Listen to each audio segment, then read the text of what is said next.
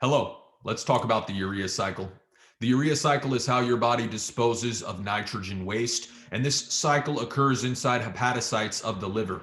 And you want to understand that because it kicks out urea at the end of it, your blood urea nitrogen is a measure of the urea in your blood. And so if you have any dysfunction with the urea cycle, you are going to see a low BUN and an elevated ammonia in the blood. That's very bad. That can lead to, among other things, hepatic encephalopathy.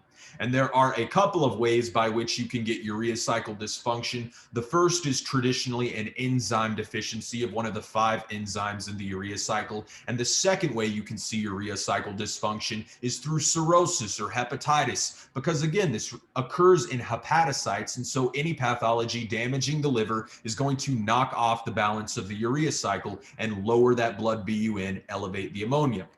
So what do boards like to ask about the urea cycle? First of all, take a look at the enzymes here with me. Notice that there are 5 enzymes, and that looks like A, B, C, D, and E if I've ever seen it. They like to show you a photo of this very pathway and just put A, B, C, D, E where the enzymes are, and then ask questions relative to the big picture and have you choose the enzyme related to the answer. So for example, where's the rate limiting step? You need to know that is CPS1, carbamoyl phosphate synthetase 1, and don't get that confused with CPS2, which is involved in pyrimidine synthesis. They also like to ask, where does this second nitrogen in the urea molecule come from? And the answer to that is from aspartate. It's always from the amino acid aspartate, and it's incorporated at this step with arginosuccinate synthetase. That's the enzyme involved with that second nitrogen on urea.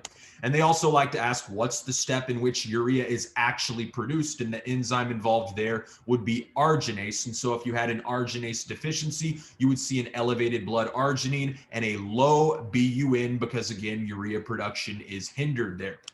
So what they also like to ask about is, notice that part of this cycle takes place inside the mitochondria, and another part of this cycle takes place inside the cytoplasm. And that's pretty big too, because they might just point at a certain arm of the cycle and say, what organelle does this take place in? And the answer would be either mitochondria or cytoplasm.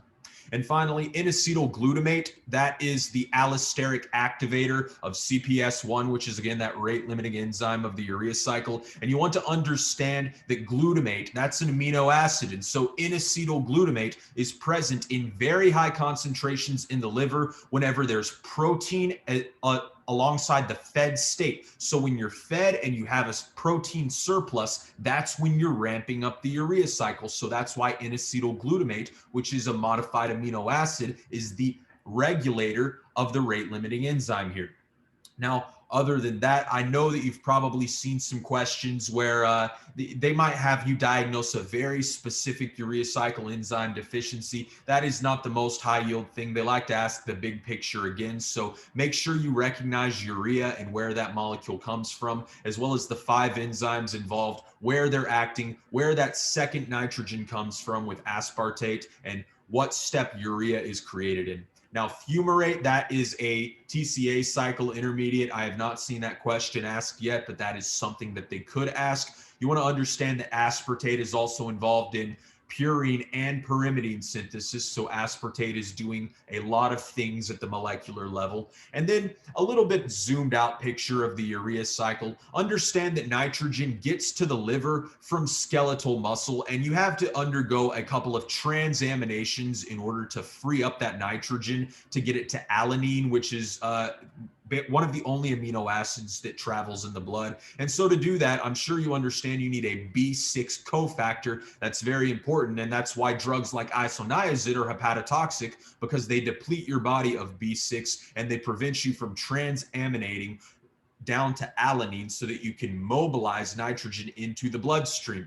And also notice that pyruvate is involved. Alanine turns into pyruvate when it is transaminated in the liver, again by vitamin B6 as a cofactor. And so if you have a deficiency in pyruvate metabolism, for example, a pyruvate dehydrogenase deficiency, that is also going to throw your nitrogen balance out of whack, because you will be unable to complete the Cori cycle, which is pyruvate going to glucose and shuttling back to skeletal muscle so that it can undergo further retransamination into alanine. So those are the big picture points. Also, don't forget that glutamate is going to be the terminal amino acid that gets the nitrogen taken off of it, where that free ammonia is generated. That's that first nitrogen on urea that comes from glutamate, and then the second comes from aspartate. And those are, I believe, the highest yield points for you to know about the urea cycle. Know it's in the liver. Know that liver damage is going to disrupt the urea cycle. Thank you very much.